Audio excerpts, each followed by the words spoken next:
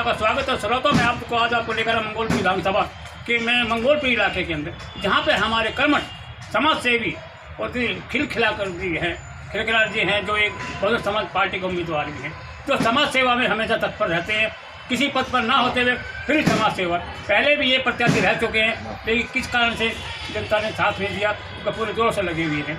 और चल रहा आजकल उन्होंने दिन हो या तो कोई भी समस्या हो, हर एक आदमी साथ खड़े हैं। और ये आज हमारे बीच बैठे हुए हैं, बात करते हैं जीवन के बारे में, परिचय के बारे में, समाज सेवा के बारे में। समाज सेवा करते करते ये राजनीति में कैसे आए, तो बात करते हैं खिलखिला कर दी। नमस्कार। नमस्कार सर, जनता आपका परिचय जानना चाहती है। मेरा नाम खिलखिलाकर है और मैं BS4 बहुजन शोषित समाज संघर्ष समता पार्टी से मंगोलपुरी विधानसभा में प्रत्याशी हूँ और समाज का काम को, समाज के मूवमेंट को और बहुजन मूवमेंट को आगे चलाने का, बढ़ाने का काम करता हूँ। सर, क्या इससे पहले आपके पिताजी या कोई इसमें समाज सेवा करते थे आपके? मेरे फादर ने खूब समाज सेवा करी है, लोगों के बीच में काम करा है, जनता के बीच में गए हैं और संघर्ष करा है। और हम लोगों ने भी संघर्ष करा है। और हमारे जो महापुरुष हैं, डॉक्टर अम्बेडकर साहब, महात्मा फुले साहब, साहू जी महाराज, इन्होंने तो पूरा इतना संघर्ष करा है जिसकी वजह से आज।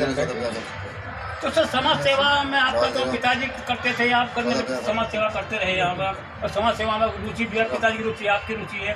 तो समाज सेवा करते करते आप जो राजनीति में कैसे किया आपने? समाज सेवा का पहला और दूसरा मतलब ही राजनीति है, क्योंकि राजनीति से सरकार बनती है और सरकार अधिकार देती है, सरकार नालियाँ बनवाती है, सरकार रोड बनवाती है, सरकार नौकरी देती है, सरकार पार्क साफ कराती है, सरकार वो सारे काम करती है जो एक समाज के उत्थान और बदलाव के लिए जरूरी है। तो राजनीति के अंदर हम इसीलिए आए हैं कि हम समाज सेवक, समाज का काम, समाज को बनाने का काम, समाज को संभालने का काम तेजी से कर सकते हैं। अभी वर्तमान में जो है सरकार जो विपक्ष पार्टी की बैठी हुई है, इसके बारे में क्या कहना चाहेंगे? पार्टी कह रही है हमने बिजली फ्री कर रखी, पानी फ्री कर रखा, बुजुर्गों की, महिला को फ्री कर रही है, महिला सम्मान योजना दे रहे हैं, ये बुजुर्गों की एक सेवा चलाई है जो फ्री का उसके बारे में क्या? चाहे कोई भी दल हो, कोई भी राजनीतिक दल हो, हर दल का अपना एक तरीका होता है राजनीति करने का। हर दल के पास अपने एक रास्ते होते हैं जिन रास्तों से वो राजनीति करते हैं। फ्री का नाम ले लेके, फ्री की बात कर करके इन्होंने समाज को बहुत बेकार कर दिया है। आप 2100 रुपये फ्री क्यों दे रहे हैं? आप सरकारी रोजगार क्यों नहीं दे रहे? हमारी जो बहन बेटियां, हमारी जो माताएं हैं, वो 5-5 हज़ार में 12-12 घंटे प्राइवेट कंपनी में काम कर रहे हैं। यही मंगोलपुरी इंडस्ट्रियल एरिया में सरकार को दिखता नहीं है। आप प्राइवेट सेक्टर को बढ़ावा क्यों दे रहे हैं? आप सरकारी रोजगार को क्यों नहीं दे रहे? आप फ्री की चीज़ों को, सब्सिडी को क्यों बढ़ावा दे रहे हैं? आप हर घर के अंदर एक सरकारी रोजगार दीजिए ना। जब आप सरकार में बैठे हैं, सरकार चला रहे हैं, तो सरकारी रोजगार की व्यवस्था क्यों नहीं कर रहे हैं? अगर एक घर से एक आदमी को सरकारी रोजगार मिलेगा तो किसे फ्री चाहिए? किसी को फ्री नहीं चाहिए। जहाँ तक भी साफ सफाई की बात, मंगोलपुरी के अंदर साफ पानी नहीं आ रहा, बिजली की समस्या, किराएदार परेशान है, कौन है इनकी बात रखने वाला?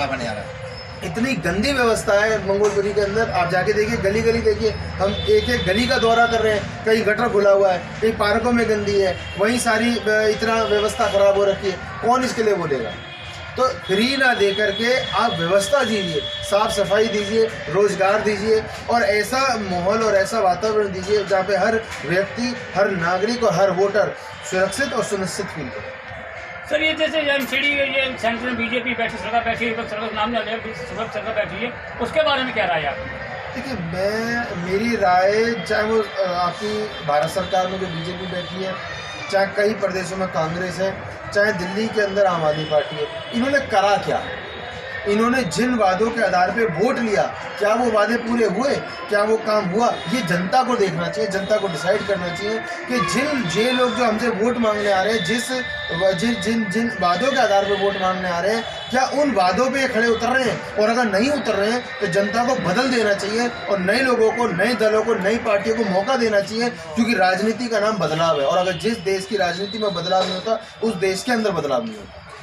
सर, जैसे कि पिछले 15 वर्षों से एमसीडी के अंदर बीजेपी सरकार थी और अब जो है जैसा 1 साल भर से आम आदमी पार्टी सरकार आ रही है बीजेपी में, तो एमसीडी के अंदर कितना बदलाव आया, बदलाव है? नहीं, देखिए, हम विधानसभा का चुनाव लड़ रहे हैं, हम एमसीडी का चुनाव नहीं लड़ रहे। फिर भी आप देखने को मगर नहीं, देखिए, हम विधानसभा का चुनाव लड़ रहे हैं, हम एमसीडी का चुनाव नहीं लड़ रहे। मगर हाँ, जहाँ तक है आपके सवाल का जवाब, तो देखिए, चाहे दिल्ली के अंदर ले लो, चाहे एमसीडी के अंदर ले लो, सरकार तो आम आदमी पार्टी की है। जी हाँ जी। तो जब आम आदमी पार्टी की सरकार और आम आदमी पार्टी के सर्वे सर्वाएं केजरीवाल जी, तो उनसे सवाल ये करा जाएगा कि दिल्ली के अंदर जो जे कॉलोनी है, दिल्ली के अंदर जो समस्याएं हैं, उनके समाधान के लिए आप क्या कर रहे हैं? एमसीडी के अंदर बैकलॉग की वैकेंसी का, एमसीडी के अंदर पैसा नहीं रिलीज हो रहा है, जो कर्मचारियों का पैसा रुका हुआ है, एमसीडी के अंदर पक्के नहीं हो रहे कर्मचारी, उसके ऊपर केजरीवाल जी क्या कर रहे हैं? अब दिल्ली सरकार पे आ जाइए, क्योंकि हम दिल्ली विधानसभा का चुनाव हो रहा है, दिल्ली के अंदर सरकारी वैकेंसियों पे बात क्यों नहीं हो रही है? महिला सुरक्षा के, जब भी महिला सुरक्षा की बात आती है या किसी भी सुरक्षा की बात आती है, वो कहते हैं भाई दिल्ली पुलिस बीजेपी के पास, सेंटर के पास है। तो ये क्या हो रहा है देश के अंदर? आपकी अपनी कमियों को और अपने काम को ना करके आप किसी और दूसरे के ऊपर अपनी जिम्मेदारियों को डाल रहे हैं। क्या इस तरीके से देश का, समाज का भला हो सकता? नहीं हो सकता। दिल्ली में क्राइम ज़्यादा बढ़ रहा है, मंगलसूत्र से क्रम ज़्यादा बढ़ रहा है, ज़्यादा इधर कंट्रोल क्यों नहीं हो रहा है, इसके बारे में क्या? देखिए, क्राइम कंट्रोल करने के लिए और क्राइम को रोकने के लिए सबसे इम्पोर्टेंट जो चीज़ है, सबसे कमी है, प्रशासन की कमी है। सबसे महत्वपूर्ण चीज़ जो है ईमानदार पॉलिटिशियंस का होना। क्राइम को रोकने के लिए ईमानदार पॉलिटिशियंस, ईमानदार एडमिनिस्ट्रेशन, प्रशासन और ईमानदार और जागरूक जनता, अगर ये तीन चीज़ है तो क्राइम रुकता है। और देखिए, सबसे बड़ा एक क्राइम का जो कह लीजिए कि एक आस्पेक्ट, एक मुद्दा है, वो है नशा। मंगोलपुरी के अंदर, सुल्तानपुरी के अंदर और हमारी जितना भी नॉर्थ वेस्ट का जो एरिया है, नशा बहुत ज़्यादा, नशे की वजह से जनरेशन बर्बाद हो रही है, युवा बर्बाद हो रहा है। तो इसके ऊपर कोई क्यों नहीं बात कर रहा है? एक के साथ एक फ्री देने से क्या होगा? जो एक मिल रही है उसको भी रोकें, क्योंकि नशे से जो रेवेन्यू आता है, जो पैसा आता है सरकार के पास, वो तो किसी काम का नहीं है, क्योंकि उससे नस्लें खराब हो रही है, परिवार खराब हो रहा है, समाज खराब हो रहा है। सर, आप ये भी आप सत्ता में आते हैं तो आपके 5 कार्यक्रम क्या क्या है? मेरा सबसे पहला कार्यक्रम रहेगा युवाओं के लिए सरकारी रोजगार की व्यवस्था। मेरा दूसरा सबसे बड़ा कार्यक्रम होगा कि महिलाओं की सुरक्षा, हमारी बहन बेटी, हमारी महिलाएं सुरक्षित फील करें। मेरा तीसरा सबसे बड़ा काम होगा कि जितनी भी मंगोलपुरी के अंदर जो हमारे 99 साल की लीज में मंगोलपुरी है, सब जानते हैं, उसको अभी तक रेगुलाइज नहीं करा गया। हम इस पे बात करेंगे, भाई रेगुलाइज हो, मालिकाना हक मिले। और चौथा मेरा सबसे बड़ा काम होगा, जो हमारे मंगोलपुरी के अंदर किराएदार रह रहे हैं, किराएदारों के साथ सबसे बड़ी समस्या है कि उनको परेशान करा जा रहा है, यूनिट बढ़ा के पैसे लिए जा रहे हैं, पानी के बिल के पैसे लिए जा रहे हैं, उनको सताया जा रहा है, परेशान कराया जा रहा है। हम उस पर काम करेंगे। और हम पांचवा मेरा जो सबसे बड़ा मुद्दा है जिसमें मैं काम करूँगा, अगर मंगोलपुरी की जनता मेरे को अपना वोट देती है, सपोर्ट देती है, तो मंगोलपुरी के अंदर हम नशा मुक्त मंगोलपुरी बनाएंगे। हम ऐसा मॉडल तैयार करेंगे यहाँ के प्रशासन, यहाँ के प्रशासन के साथ मिलके, कि मंगोलपुरी के अंदर नशे को समाप्त करा जाए और नशे को समाप्त करके एक ऐसी व्यवस्था बनाई जाए ताकि युवा अपने आने वाले भविष्य के लिए सोच सके, उसको सुरक्षित कर सके और अपने आने वाली पीढ़ी के लिए काम कर सके। केजरीवाल साहब ने फ्री की रेवड़ी बांटी, अब इसके बारे में कुछ? देखिए, वो उनका काम है, उनकी पार्टी की आइडियोलॉजी है, वो फ्री की रेवड़ी बांटे, वो फ्री ही बांट सकते हैं, क्योंकि उनके पास फ्री के देने के बहुत है। हम ये चाहते हैं कि सरकारी रोजगार मिले। भाई, आप गवर्नमेंट सेक्टर जब वैकेंसी खाली पड़ी है तो उस पर आप रोजगार क्यों नहीं दे रहे हो? आप फ्री क्यों दे रहे हो? क्यों दे रहे हो फ्री? कोई अगर केजरीवाल जी से सवाल करे, फ्री किसे चाहिए? फ्री किसी को नहीं चाहिए। आप सरकारी रोजगार दीजिए ना, क्यों नहीं दे रहे? सबके घर में बच्चे, पढ़े लिखे बच्चे घर में बैठे हुए हैं, आप सरकारी रोजगार की व्यवस्था क्यों नहीं कर रहे हैं? सेंट्रल गवर्नमेंट से ये सवाल पूछा जाए कि आप सरकारी रोजगार की व्यवस्था क्यों नहीं कर रहे हैं? तो ये हमें फ्री का किसी को कुछ नहीं चाहिए। मंगोलपुरी के गली गली से आवाज़ है कि हमें फ्री नहीं चाहिए, आप हमें सरकारी रोजगार दो, नशा मुक्त मंगोलपुरी। अभी फ्री की रेवड़ी के बारे में बात आई। पहले जो थी विपक्ष सरकार बोलती थी कि फ्री रेवड़ी बात का, लेकिन आजकल दोनों सरकारें फ्री में डिक्लेयर कर दी, हम ये देंगे, हम ये देंगे, हम ये देंगे। अब उनकी वो फ्री कैसे चालू हो गई? वो सरकारें डिक्लेयर नहीं कर रही, देखिए, वो पार्टियाँ डिक्लेयर कर रही। इधर फर्क है। कोई भी पार्टी, तो इलेक्शन कमीशन ने भी कहा है कि आप कोई भी अगर वादा कर रहे हैं चुनावी दौर में, तो आपके पास उस वादे को पूरा करने के लिए रोड मैप होने का तरीका होना चाहिए। देखिए, ये सरकारें कभी वादा, सरकार नहीं बोलती है कि हम तरीका, सरकार अलग चीज़, ये पार्टियां बोल रही हैं। जो पार्टियां गवर्नमेंट बनाने के लिए चुनावी मैदान में जाती हैं, वो जनता को लुभाने के लिए, जनता को आकर्षित करने के लिए ये चीज़ें मार्केट में और चुनावी मैदान में लेके आते हैं। मगर हाँ, देखिए, ये जनता को समझना पड़ेगा कि उन्हें क्या चाहिए। जनता को विचार करना पड़ेगा, जनता को तर्कवादी बनना पड़ेगा, जनता को सोचना पड़ेगा कि फ्री का चाहिए कि परमानेंट चाहिए। ये जनता को समझना पड़ेगा, क्योंकि जितनी भी पार्टियां मैदान में हैं वो सरकार बनाने के लिए लड़ाई लड़ रहे हैं, उन्हें जनता से मतलब नहीं है। तो ये जनता को समझना पड़ेगा, जनता को सोचना पड़ेगा कि उन्हें फ्री का चाहिए कि उन्हें क्या चाहिए। देखिए यहाँ पर हमें खेल करते पिताजी बैठे बेंच पे तो बातचीत कर लेते हैं। नमस्कार सर। बताइए। सर अपना परिचय दीजिए आप। मेरा नाम रमेश चंद्र जाटव है और मैं बहुजन शोषित समाज संघर्ष समता पार्टी से राष्ट्रीय सलाहकार पार्टी। सर ये खिलकर जी आपके बेटे हैं और ये चुनाव प्रत्याशी भी हैं, तो इसके बारे में कैसे क्या क्या कहेंगे राजनीति के बारे में, क्या राजनीति में आपका भी रुचि है या नहीं राजनीति, और सरकार के बारे में क्या बोलेंगे? मैं आपसे केवल आपके सामने एक बात रखना चाहूँगा कि 75 साल के बाद इस बहुजन समाज को क्या मिला है। बहुजन समाज को ना तो कांग्रेस ने कुछ दिया, ना बीजेपी ने कुछ दिया, ना केजरीवाल ने कुछ दिया। और अगर गंभीरता से अगर आप देखेंगे तो इन तीनों की आइडियोलॉजी एक है, तीनों में कोई अंतर नहीं। अब हम ये नहीं समझ पा रहे हैं कि इन तीनों में तो अंतर नहीं है, ये तो बहुजन समाज को कुछ देना नहीं कर रहे। लेकिन जो और दल बने हुए हैं जो बहुजन समाज की वकालत करते हैं, जो इस देश के जो ज़्यादा समाज पाया जाता है, जैसे SC ST OBC कहते हैं, आप उनके जो दल बने हुए हैं राजनीतिक दल, उन्होंने भी इसके बारे में कभी नहीं सोचा।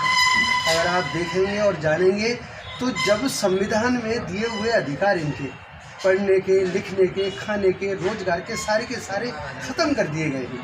बाबा साहब ने, अगर आपको ये हमें याद रखना चाहिए कि आप देखिए हमें जो कुछ मिला है वो कानूनन मिला है, ये बाबा साहब का कहना है, और कानून ये हमें याद रखना चाहिए। अब आप ध्यान करिएगा कि कानूनी तौर पे ही ख़त्म कर दिया गया है और उनको जो सरकारी सेक्टर है वो पूरी तरीके से चरमरा गया है, सरकारी सेक्टर को ख़त्म कर दिया गया है। तो ये जो बहुसंख्यक समाज है ये तो बर्बाद हो गया, इसके पास तो कुछ भी नहीं है। और ये बार बार अब हर बार देखिए एक बात आती है, झूठ बोलने की एक सीमा होती है।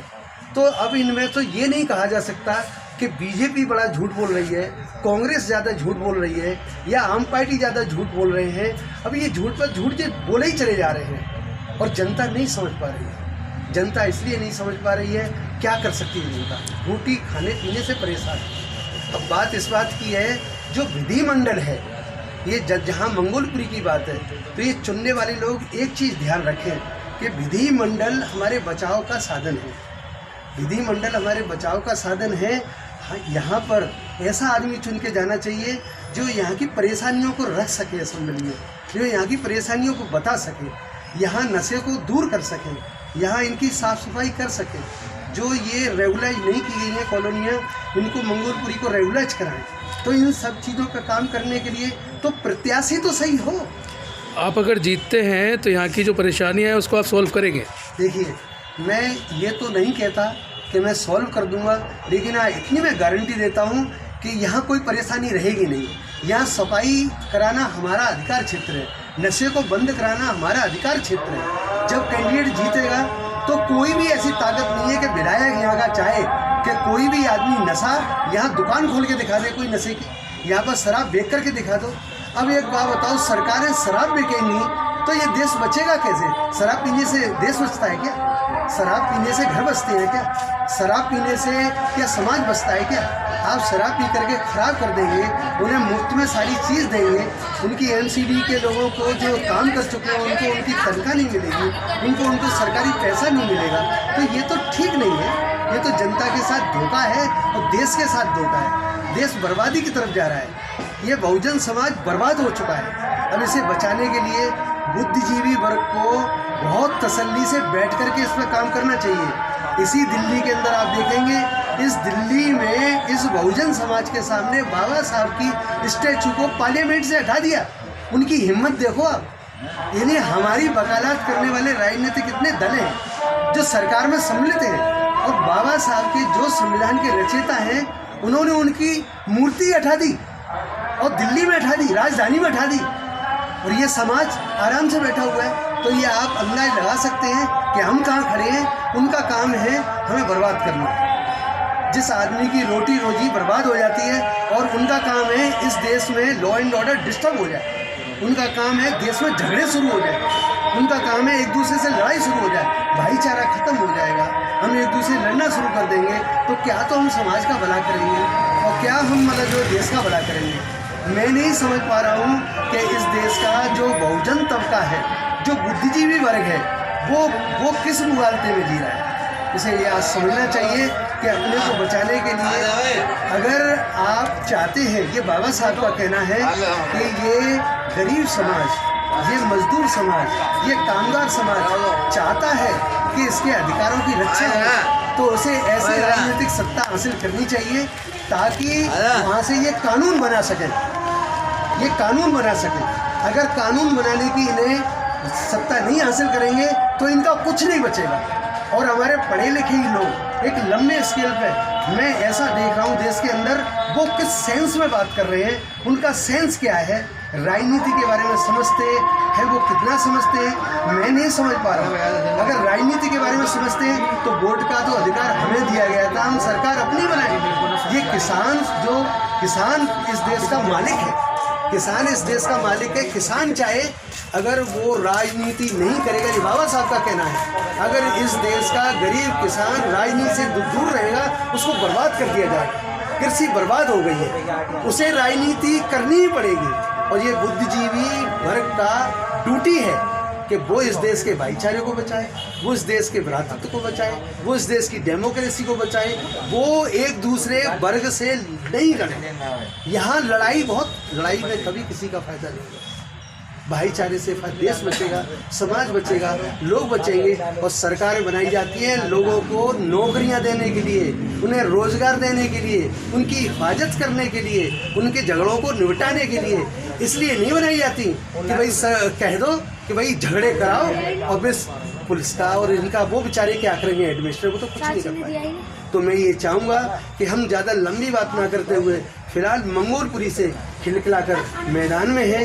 बीएस बहुजनों की पार्टी है, शोषितों की पार्टी है, ऐसे समाज की पार्टी है जो अपने शोषण के खिलाफ संघर्ष कर रहा है, ये उनकी पार्टी है, समानता के लिए लड़ रही है। इस पार्टी के कैंडिडेट खिलखिलाकर को ज़्यादा से ज़्यादा मत दे करके और अपनी मंगोलपुरी को बचाने के लिए 100% इन्हें जिताना चाहिए। मैं इन्हीं शब्दों के साथ जय भीम, जय भारत। देखिए श्रोताओ, यहाँ आने के बाद देखिए खिलेगा जी बहुत अच्छी बात बताई है। इनके यहाँ पर एक तो सफाई चल मारा रही है, कोई सफाई नहीं है, कोई कुछ नहीं है। एक नशा बहुत हो रहा है। नशे की बात करी तो इनका कहना है यदि मैं सत्ता में आता हूँ, रोजगार के बारे में, सफाई के बारे में, तो करप्शन बारे में, हमारी बहन बेटियों की जो इज्जत रुकती है या किनके साथ मारपीट होती है, उसके बारे में सबसे ज़्यादा मैं 4-5 ये कार्य करूँ, कार्य बताइए। और हमें उम्मीद है कि हमारा अखिलेश जी प्रत्याशी के रूप में यदि वो देता है, इस कार्य को जरूर करेंगे। समाज सेवा पर दिन रात लगे रहते हैं। तो थोड़ा तो मैं इसी बात को लेकर के अपनी बात खत्म करता हूँ। और हमारी किसी समस्या के लिए हमें देखिए इस नंबर पर संपर्क करें। नमस्कार सर। मैं 26 जनवरी की बहुत बहुत शुभकामनाएं देता हूँ। और ये 26 जनवरी के दिन मैं ये देशवासियों से ये बात भी करना चाहता हूँ कि जाग जाओ, अब भी जाग जाओ, जरूरी है। एक हो जाओ और समाज को, देश को बचाने के लिए, समाज को, देश को आगे बढ़ाने के लिए संघर्ष करो। मैं इसी बात के साथ